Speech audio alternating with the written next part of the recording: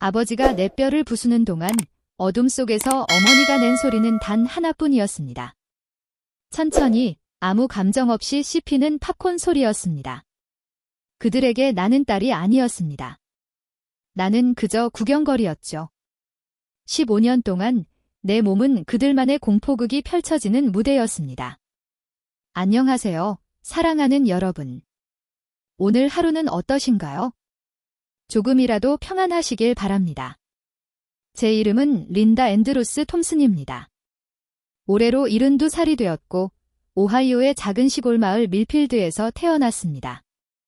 하지만 지금은 오리건주 포틀랜드에서 40년 넘게 살아왔습니다. 시간은 참 빠르죠.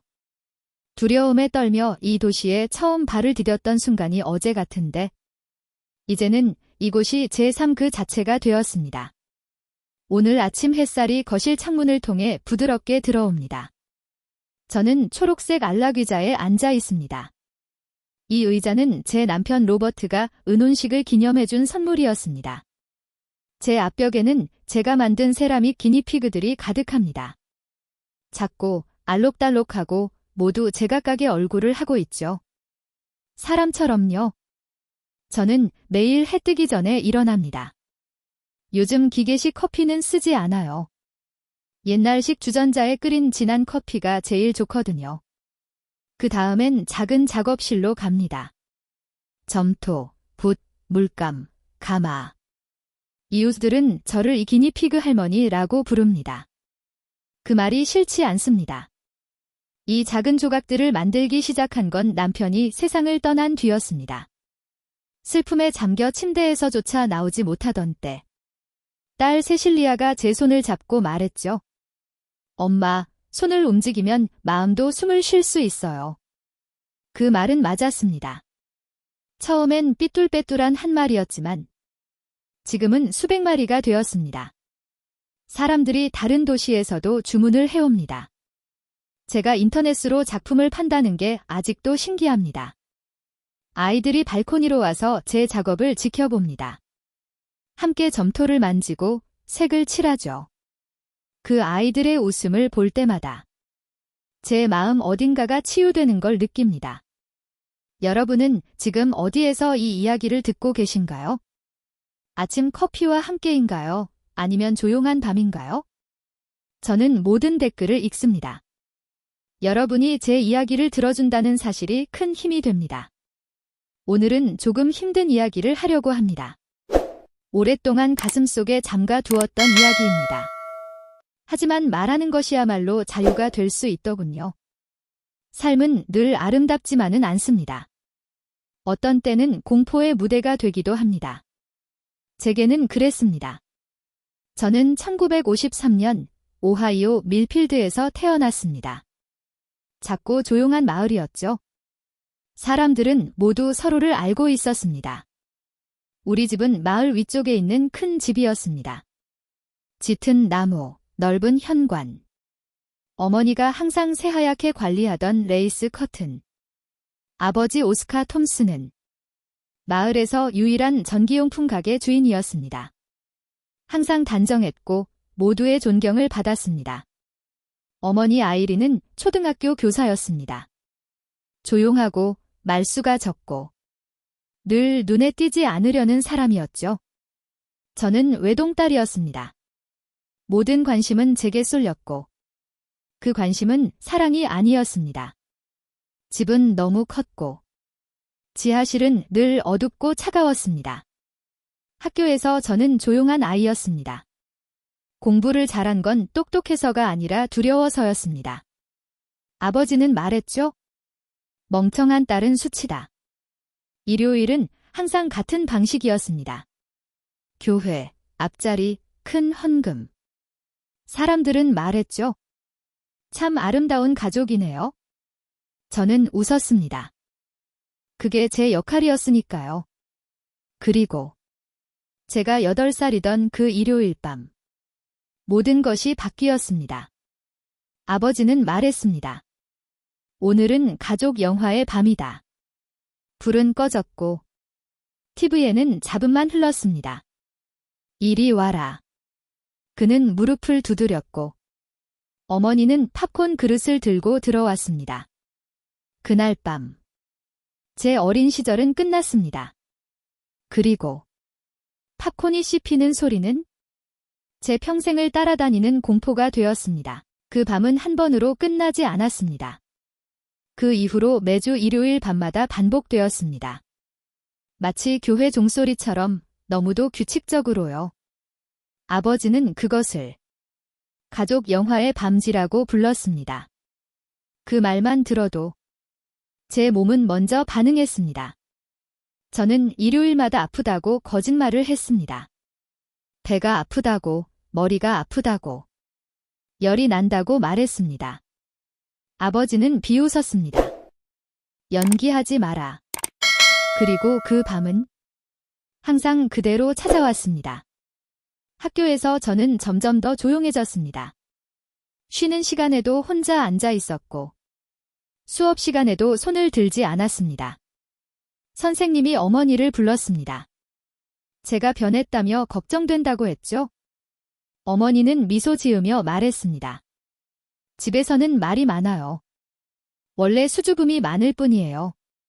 그 말은 거짓이었습니다. 집에서 저는 거의 말하지 않았습니다. 12살이 되던 해, 처음으로 피를 보았을 때, 저는 또다시 무언가 망가졌다고 생각했습니다. 어머니는 차분한 목소리로 제가 이제 여자가 되었다고 말했습니다. 그날 밤, 부모님의 방에서 언성이 들렸습니다. 그리고 모든 것은 바뀌었습니다. 영화의 밤은 지하실로 옮겨졌습니다. 지하실은 차갑고 습하고 숨이 막히는 곳이었습니다. 그곳에서의 일은 말로 다 할 수 없습니다. 말하지 않아도 충분히 아실 겁니다. 1966년 제가 13살이 되었을 때 아버지는 생일 파티를 열겠다고 했습니다. 마을에서는 드문 일이었지만 그는 모두에게 자신이 어떤 아버지인지 보여주고 싶어 했습니다. 마당에는 장식이 걸리고 사람들이 웃고 떠들었습니다. 도러시는 제게 작은 자물쇠가 달린 일기장을 주었습니다. 비밀을 쓰라고. 그 말의 무게를 그녀는 몰랐습니다. 아버지는 연한 파란색 원피스를 선물했습니다. 숙녀답게 입어야지. 사람들 앞에서는 그렇게 말했지만 그의 눈은 다른 말을 하고 있었습니다. 그날 밤 모든 손님이 떠난 뒤 아버지는 저를 지하실로 불렀습니다. 또 다른 선물이 있다. 어머니는 팝콘 그릇을 들고 따라왔습니다. 그날 밤은 제 안에 남아있던 마지막 무언가를 완전히 부숴버렸습니다. 그 다음 날들 저는 제대로 걷지도 못했습니다. 어머니는 아무 말 없이 약만 건넸습니다. 그게 전부였습니다. 학교만이 제가 숨 쉴 수 있는 유일한 곳이었습니다. 그때 미스 올리비아 선생님이 오셨습니다. 포틀랜드에서 온 새로운 선생님이었죠. 그녀는 말했습니다. 글을 쓰면 마음이 자유로워져요. 어느 날 교실에 둘만 남았을 때 그녀는 제 글이 너무 슬프다고 했습니다. 무슨 일이 있니? 저는 거의 말할 뻔했습니다. 하지만 두려움이 더 컸습니다. 그냥 슬픈 이야기를 좋아해요. 그날 밤 일기장에 그녀에 대해 썼습니다. 진짜 엄마가 이런 사람이면 어땠을까 하고요. 시간이 지날수록 아버지는 점점 더 거칠어졌습니다. 가게는 어려워졌고 그 분노는 집으로 돌아왔습니다. 어머니는 여전히 팝콘을 씹으며 지켜보고 있었습니다. 그러던 어느 날 집안이 엉망이 되어 있었습니다. 짐가방, 소리, 분노. 이사 간다. 신시내티로. 아버지는 가게를 닫았다고 했습니다. 공장에서 일하게 되었다고 했죠. 제 안에는 두려움과 희망이 함께 있었습니다. 새로운 도시. 어쩌면 모든 것이 끝날지도 모른다는 희망. 하지만 짐을 싸며 저는 단 하나만 챙겼습니다. 일기장. 새벽이 되기 전 우리는 떠났습니다. 집도 마을도 뒤로 사라졌습니다. 하지만 지옥은 함께 이동하고 있었습니다. 신시내티는 밀필드와 전혀 다른 도시였습니다. 더 시끄럽고 더 차갑고 사람들은 모두 바쁘게 움직였습니다. 새 집은 작았습니다. 부모님 방 하나, 그리고 제 방 하나. 아버지는 목재 공장에서 일하기 시작했습니다. 매일 톱밥 냄새를 풍기며 지쳐 돌아왔습니다. 어머니는 더 이상 교사가 아니었습니다. 학교 청소 일을 하며 손은 늘 거칠고 갈라져 있었습니다. 처음 몇 주 동안 모든 것이 멈춘 것처럼 보였습니다. 지하실도 없었고 영화의 밤도 없었습니다. 저는 숨을 조금 더 깊이 쉬기 시작했습니다. 이제 끝난 걸까? 그렇게 믿고 싶었습니다.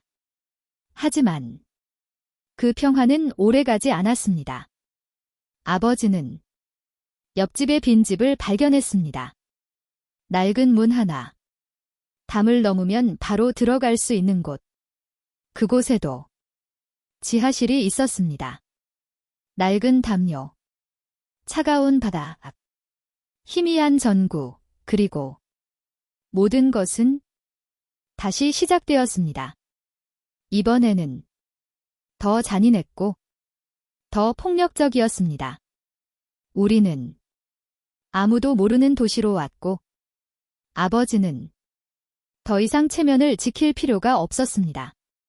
어머니는 여전히 팝콘 그릇을 들고 구석에 앉아 있었습니다. 가끔 그녀의 손이 떨리는 것을 보았습니다. 눈가에 눈물이 맺힌 것도 보았습니다.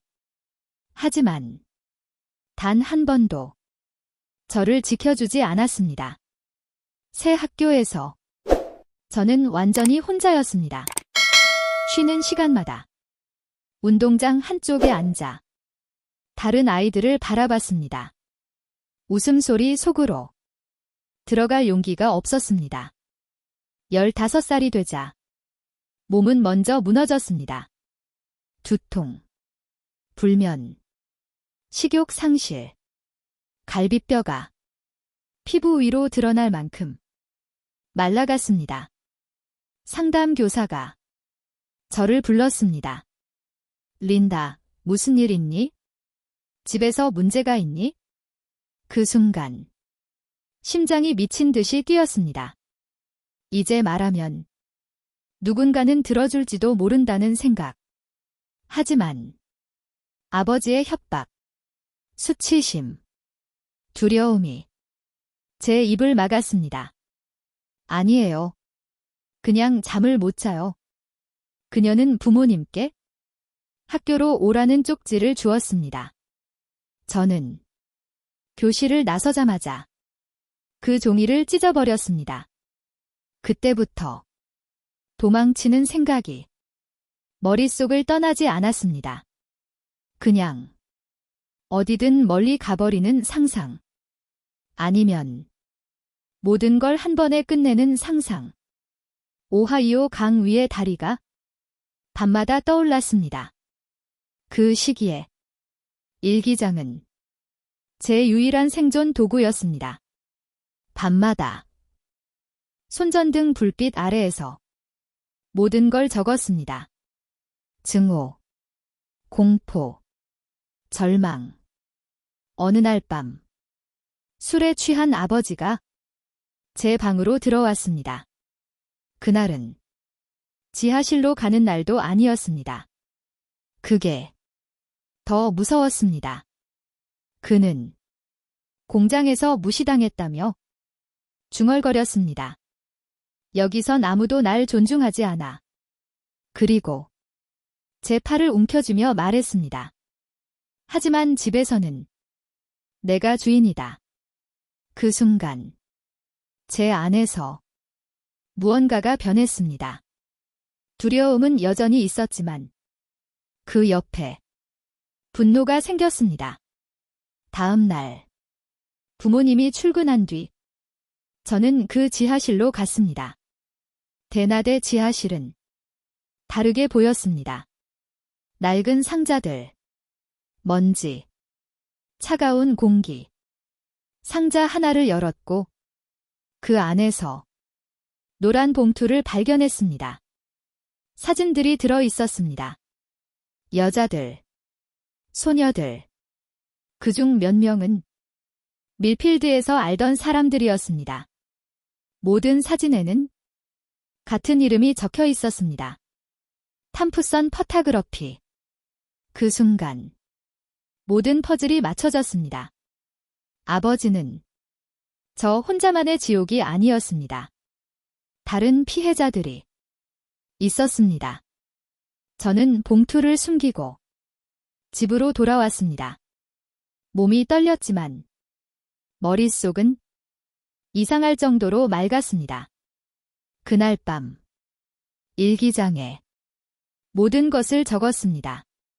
그리고 결심했습니다. 이제는 침묵하지 않겠다고. 다음 날 아침 저는 학교에 가지 않았습니다. 부모님이 출근한 것을 확인한 뒤 도시 한가운데 있는 경찰서로 향했습니다. 아는 사람이 없는 곳. 아버지의 이름이 아직 닿지 않은 곳. 저는 여자 경찰을 요청했습니다. 그리고 젤마 형사를 만났습니다. 그녀는 말했습니다. 말해도 괜찮아. 나는 듣기 위해 여기 있어? 제 목소리는 떨렸지만 이야기는 멈추지 않았습니다. 밀필드의 집. 일요일 밤. 지하실. 팝콘을 씹던 어머니. 신시내티. 옆집의 지하실. 그리고 사진들. 젤마 형사는 단 한 번도 의심하지 않았습니다. 그날 제 삶은 바뀌었습니다. 저는 수녀들이 운영하는 보호소로 옮겨졌고 아버지는 체포되었습니다. 며칠 뒤 어머니도 구속되었다는 말을 들었습니다. 그녀는 침묵한 목격자가 아니었습니다. 가담자였습니다. 그 사실은 제 마음을 완전히 무너뜨렸습니다. 하지만 되돌릴 수는 없었습니다. 저는 법정에서 모든 것을 증언했습니다. 몇 시간 동안 과거를 다시 살아야 했지만 그 끝에서 처음으로 가벼워졌습니다. 누군가가 저를 믿어주었기 때문입니다. 저는 증인 보호 프로그램을 제안받았습니다. 새로운 이름, 새로운 도시, 새로운 삶. 저는 포틀랜드를 선택했습니다. 제가 가장 힘들 때 마음속에서만 도망치던 곳. 버스를 타고 떠나는 날. 저는 뒤돌아보지 않았습니다. 포틀랜드는 비 오는 날 저를 맞이했습니다. 작은 아파트, 조용한 거리, 잠글 수 있는 문. 처음으로 안전하다는 느낌을 알았습니다. 낮에는 일하고, 밤에는 공부했습니다. 그리고 그곳에서 로버트를 만났습니다. 그는 서두르지 않았고 기다려 주었습니다. 그와 함께 저는 처음으로 사랑이 두려움이 아니라는 걸 배웠습니다. 우리는 결혼했고 조용한 행복을 쌓아갔습니다. 아이를 갖지는 못했지만 우리는 충분히 가족이었습니다. 그가 세상을 떠난 뒤 저는 다시 무너졌습니다. 그때 점토가 저를 구했습니다. 손이 움직이자 마음이 숨을 쉬었습니다. 기니피그 조각들은 그렇게 태어났습니다. 오늘 72살이 된 저는 조용한 삶을 살고 있습니다. 아이들을 가르치고 작품을 만들고 아침마다 진한 커피를 마십니다. 과거는 저를 정의하지 않습니다. 제가 선택한 삶이 저를 말해줍니다. 지금 이 이야기를 듣고 있는 당신에게 말하고 싶습니다.